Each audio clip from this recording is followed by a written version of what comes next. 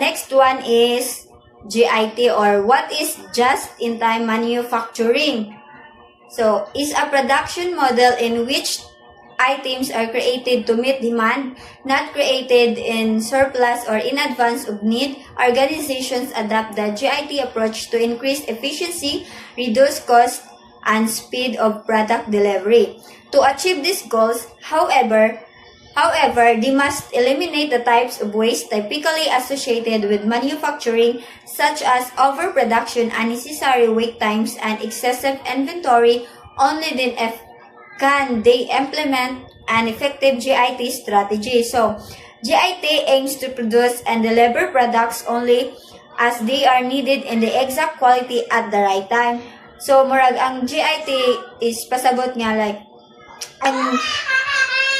so, kaning GIT is kanang mo-deliver sila sa ilaha product if needed siya sa exact quality, nga nabo siya sa the right time. Yes, right time if kanang product nga goods na, if okay na good siya, and then ang ma-produce is ang mga kinahanglan lang para maiwas sobra sa pag-inventory, and then ang goal sa GIT is ma-reduce ang waste, minimize ang inventory, and ma-improve po ang efficiency nga mo-synchronize sa production sa customers' demand. So, produce only what is needed when what is needed. So, kung unsay mo kinahanglan, kanus-ani mo kinahanglan, and ang quality nga need po to minimize the waste. Maura po na ang kuan, like ang purpose sa GNT. Example sa bakery. So, ang mga baker, ang tagaluto og pan, if kabalo sila nga like dili kaayo hinay ang ilaha binta, or dili kaayo mahalin.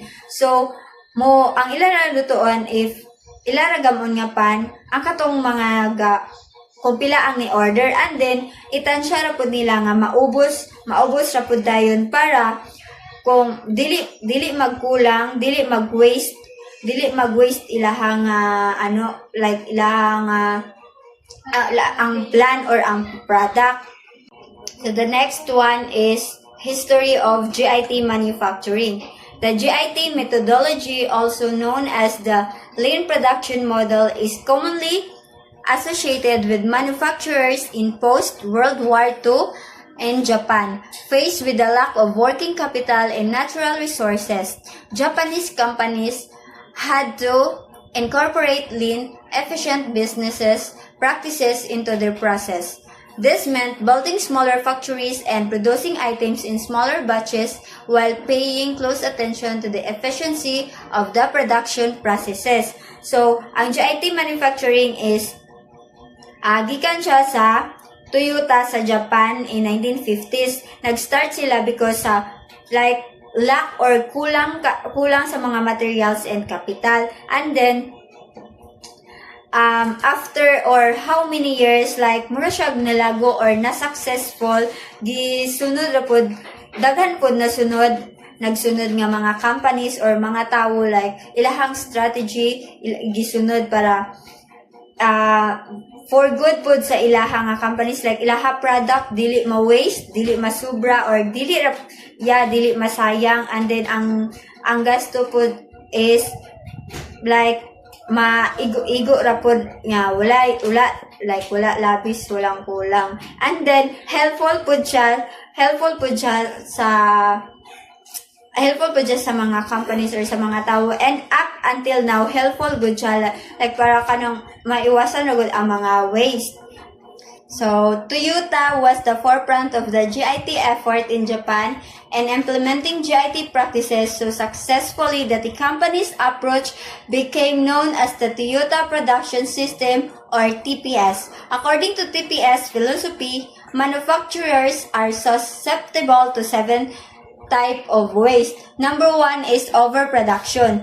More items are produced than are currently required by customers. So, sa overproduction, like daghan kaayo nga items ang mahatag sa usa ka company, like mo overload, and then Number 2, waiting. Items sit waiting for other processes to complete before production can continue forward. So, well gakuan ang sa companies is karon sa waiting, gaulat na sila para i-deliver ning mga product kay maybe na ay delayed or mga malfunction, like what I said, na ay mga malfunctions nga machines or breakdowns. And then third one is inventory.